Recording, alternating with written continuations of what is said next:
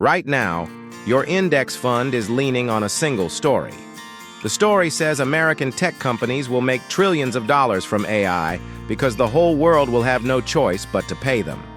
And lately, the world's biggest investors have started asking an awkward question: what if the world does have a choice? Because China just put one on the table at a tenth of the price. I'm Theo Ledger. No hype, no hot tips.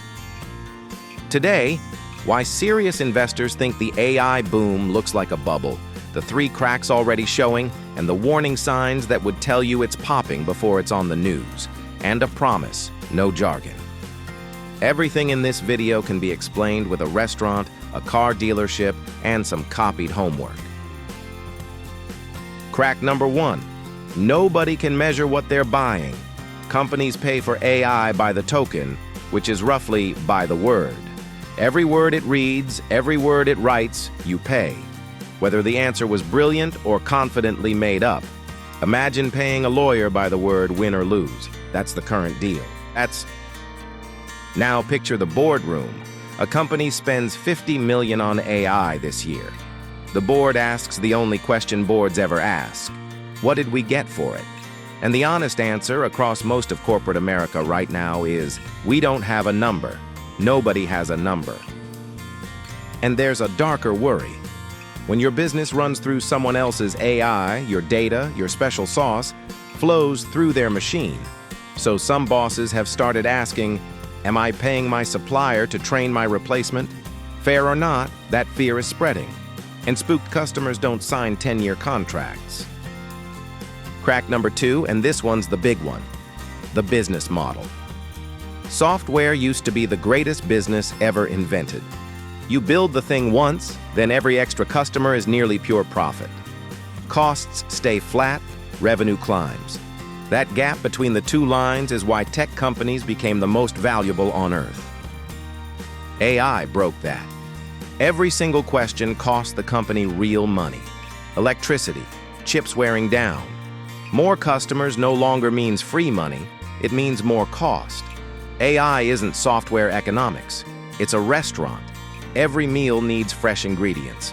And right now, it's a restaurant that loses money on every plate, whose plan is to serve more food. How much money? OpenAI's losses last year were somewhere between $8 billion and nearly $40 billion, depending on whose accounting you trust.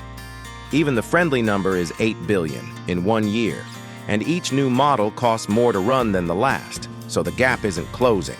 Investors keep hearing, Amazon lost money too. Be patient. They've been very patient. Then there's the financing, which is where it gets properly weird. NVIDIA sells chips to small cloud companies, who borrow billions to buy them.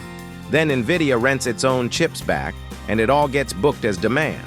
That's a car dealership lending you money to buy the car, then paying to borrow it back at weekends, and calling it a sales boom.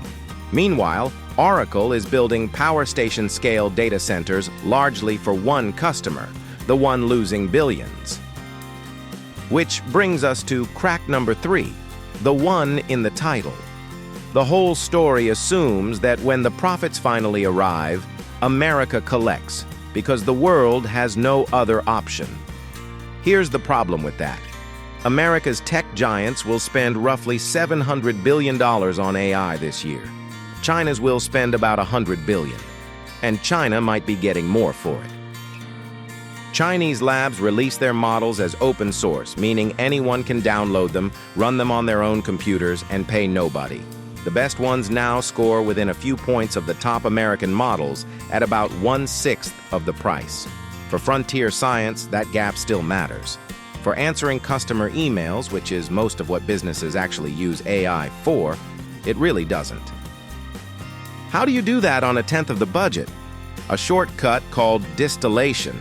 Instead of teaching your model everything the long, expensive way, you train it on the answers of models that already exist.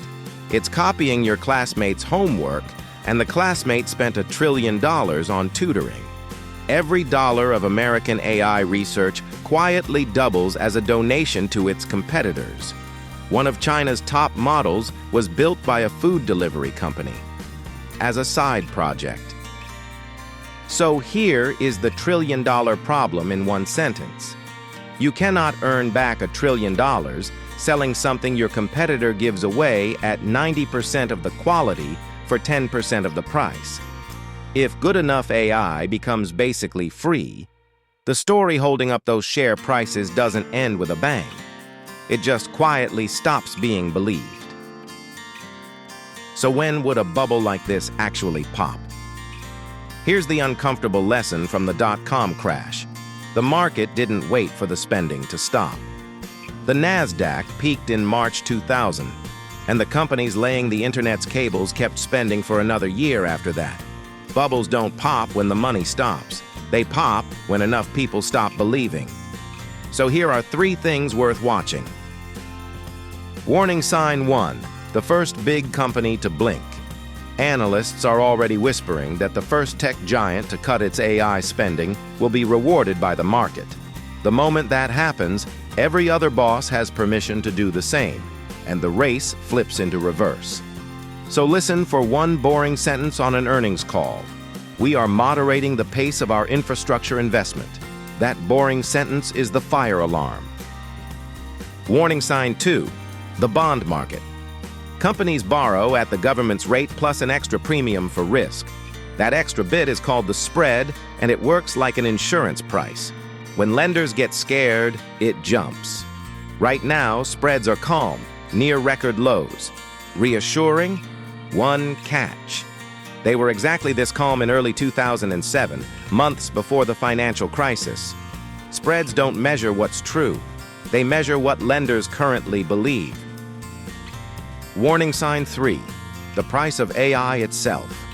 An index tracking what people actually pay for AI tokens is down about 20% from its peak in May, during the biggest AI build-out in history. Either demand is shifting to the cheap models, or buyers simply won't pay more. Both are bad news for $1 trillion of spending. Fair warning though, the investor waving these charts, Michael Burry, has called several crashes that never came. Early is the polite word. So what should you actually do? Honestly, probably nothing dramatic, and that is the point. If your index fund is riding on 7 companies and 1 story, the fix isn't a heroic prediction. It's making sure no single story can sink you. Diversify, keep your buffer, and stop confusing a rising market with being right. I don't know when or if this pops. Neither does anyone selling you certainty. Wealth isn't the stuff. It's the calendar you're free to say no on. See you in the next one.